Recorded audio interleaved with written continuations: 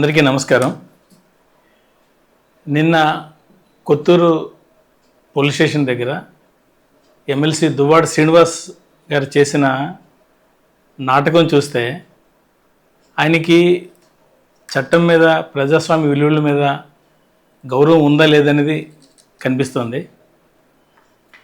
ఆయన పవన్ కళ్యాణ్ గారిని దుర్భాషలాడి, నిరాధారమైన ఆరోపణలు, దుర్భాషలు, వ్యక్తిత్వ హననం చేయడం వలన మా జన సైనికుల మనోభావాలు దెబ్బతిని ఆయన మీద కేసు ఫైల్ చేయడం జరిగింది. దాని ప్రకారంగా చట్టం తన పనిలో ఆయనని విచారణకి పిలిచింది. నీవు ఒక బాధ్యతాయుతమైన ఎమ్మెల్సీ, ఒక రాజ్యాంగ పదవిలో ఉన్నప్పుడు మీరు చట్టాన్ని గౌరవించి మీ వాదన చెప్పుకోండి. మీ ప్రూఫ్స్ ఏమైనా, మీరు ఆరోపించిన దానికి ఏమైనా ప్రూఫ్స్ ఉంటే మీరు అది అక్కడ చూపించుకోండి. అంతేగాని పవన్ కళ్యాణ్ గారిని తిట్టడం వల్ల మైలేజీ ఏదో తీసుకుందాం అనుకుంటే ఇలాంటి పనులు చెల్లవు, ఒప్పుకోం.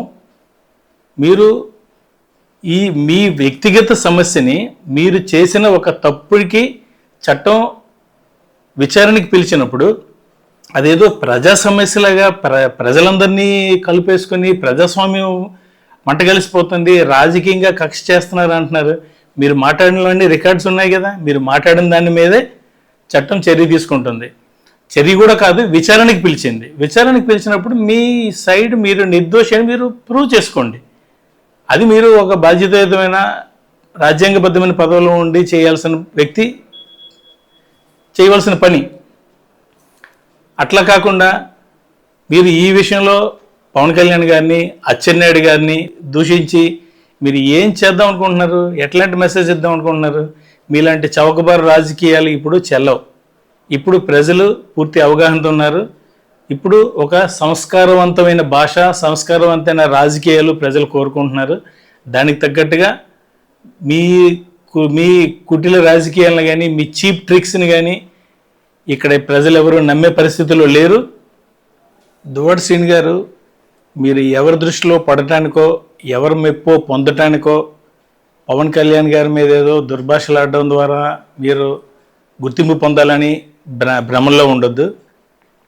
మీరు నిజంగా ఒక బాధ్యతాయుతమైన ఒక నాయకుడిగా ఉండాలంటే ప్రజా సమస్యల మీద పోరాడండి. ప్రభుత్వం ఏదైనా చేసే పనులు మీకు మంచిగా అనిపించకపోతే అందులోని లోపాలు ఏమైనా ఉంటే ఎత్తి చూపించండి. ఆరోగ్యకరమైన వాదాలు జరగాలి తప్పితే మీరు వ్యక్తిత్వ హననం చేసి, కులాల మధ్య చిచ్చు పెట్టి, ఇలాంటి చీప్ చౌకబారు రాజకీయాలు చేస్తే ప్రజలు ఊరుకోరు. ఇంతకుముందు మీరు ఇలాంటి మీ చరిత్ర, మీ పార్టీలో ఇలాంటి దుర్భాషలు ఆడే వాళ్ళకి, బూతులు మాట్లాడే వాళ్ళకి పదవులు ఇచ్చే సంస్కారం ఉండింది. ఈరోజు ప్రజలు అలాంటి అట్లా కోరుకోవట్లేదు. అలాంటి వాళ్ళని 11 సీట్లకే పరిమితం చేసి పక్కన కూర్చోబెట్టారు. మీరు ఇంకా అలాంటి రాజకీయాలు ఇక్కడ చేయొద్దు. ఆరోగ్యకరంగా ఏదైనా సమస్య ఉంటే, ప్రజా సమస్య ఉంటే దాన్ని హైలైట్ చేయండి. ప్రజలు మిమ్మల్ని గౌరవిస్తారు. ఒక శాసన మండలి సభ్యుడిగా మిమ్మల్ని మేము గౌరవిస్తాం. మీరు మంచి రాజకీయాలు చేసినంత వరకు. పవన్ కళ్యాణ్ గారిని ఏదైనా అంటాం, ఏదైనా లబ్ధి చేపించుకుంటాం, ఆయన ఏదో దుర్భాషలు ఆడతాం అంటే కనుక ప్రతి జనసైనికుడు ప్రతిఘటిస్తాడు.